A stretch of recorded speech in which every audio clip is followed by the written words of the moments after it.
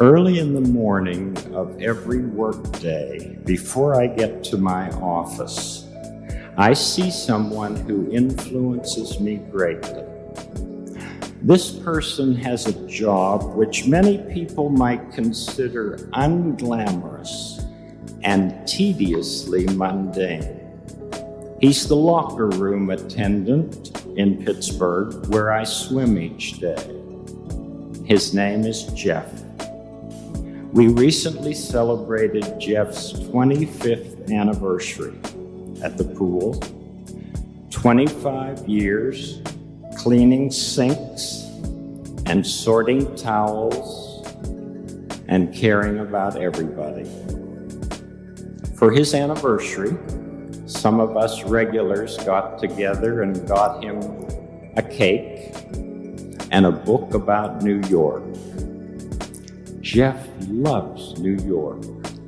He goes whenever he can, and he says honk, honk, honk when he talks about it, and he loves to watch the Today Show and see all of the people at Rockefeller Plaza.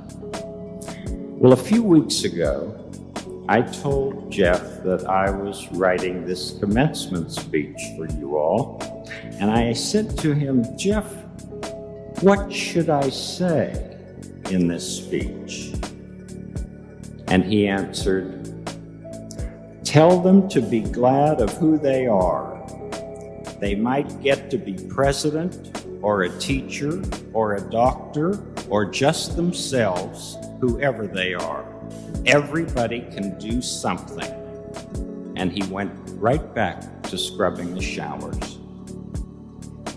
Blessed are the pure in heart, to appreciate our life and do what we can so that others might appreciate theirs. A few years ago, I was asked to be part of a White House meeting about children and television. Many broadcasters from all over the country were there. And since I was supposed to be one of the speakers, I was seated beside Mrs. Clinton, who afterwards said, congratulations, Mr. Rogers, and was whisked away to her next meeting. But as I was leaving that enormous room, I heard something from one of the military guards who was all dressed up in white and gold, looking like a statue. I heard him whisper, thanks, Mr. Rogers. So I went over to him, noticed that his eyes were moist, and I said, thanks for what? Well, sir, he said, as I was listening to you today, I started to remember my grandfather's brother. I haven't thought about him in years. He died when I was only 7 years old. But just before that, he gave me his favorite fishing rod. I've just been thinking, maybe that's why I love fishing so much and love to show it to all of my neighbors. Well, as far as I'm concerned, the major reason for my going to Washington that day was that military guard and nourishing the memory of his great uncle. What marvelous mysteries we're privileged to be part of. Why would that young man be assigned to guard that particular room on that particular day? It's slender threads like that weave this complex fabric of our life together. I wonder if you've heard what happened at the Seattle Olympics a few years ago. For the 100-yard dash, there were 9 contestants, all of them so-called physically or mentally disabled. All 9 of them assembled at the starting line, and at the sound of the gun, they took off. But one little boy stumbled and fell and hurt his knee and began to cry. The other 8 children heard the boy crying. They slowed down, turned around, saw the boy, and ran back to him. Every one of them ran back to him. One little girl with Down syndrome bent down and kissed the boy and said, "This'll make it better." The little boy got up, and he and the rest of the runners linked their arms together and walked to the finish line. They all finished the race at the same time. And when they did, everyone in the stadium stood up and clapped and whistled and cheered for a long, long time. And of course, you know why. Because deep down, we know that what matters in this life is much more than winning for ourselves. What really matters is helping others win too, even if it means slowing down and changing our pace now and then.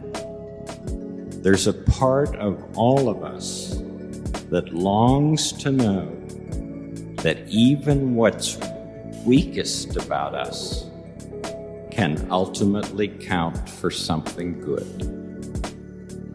When I graduated from college, I had little notion of how I'd ever be able to put together all the interests that I had.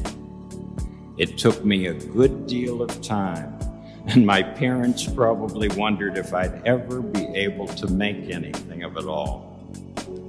But after a lot of help from a lot of people, I'll never forget the sense of wholeness I felt when I finally realized what, in fact, I really was.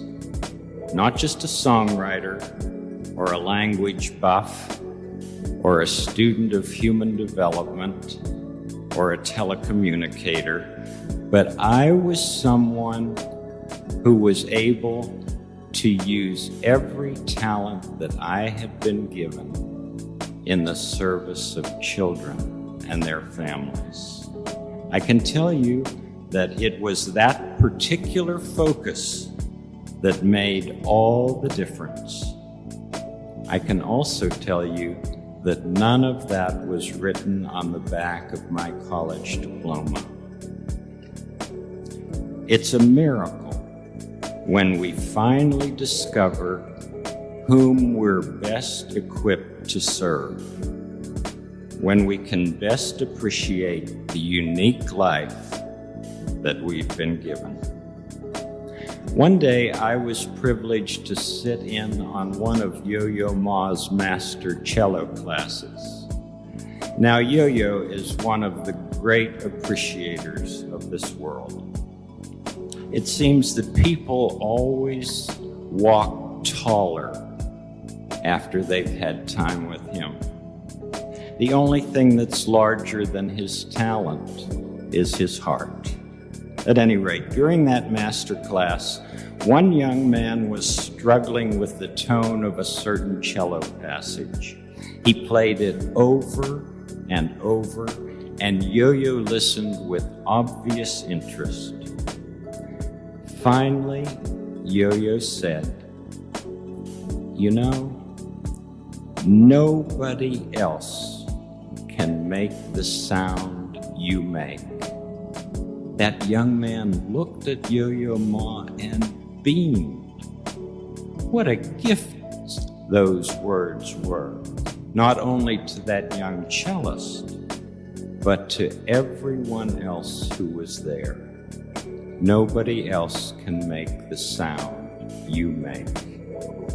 Well, nobody else can live the life you live. And even though no human being is perfect, we always have the chance to bring what's unique about us to live in a redeeming way. Beside my chair in my office is a framed piece of calligraphy with a sentence from Saint-Exupéry's book, The Little Prince. It reads, "L'essentiel est invisible pour les yeux." What is essential is invisible to the eye.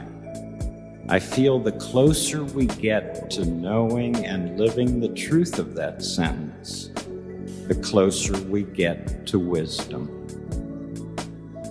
What is essential about you that is invisible to the eye? And who are those who have helped you become who you are today? Anyone who has ever graduated from a university?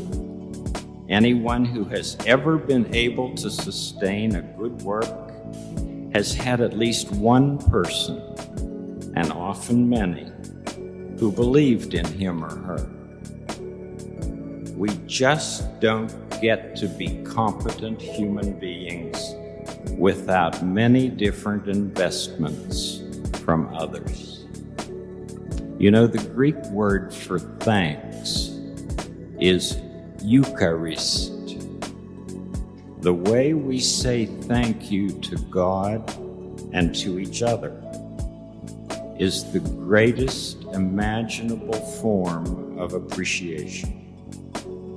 In fact, the reason we were created in God's image, in God's tselem, is to be God's representatives on this earth, to do here what God would do, to take care of the land and each other as God would take care of us.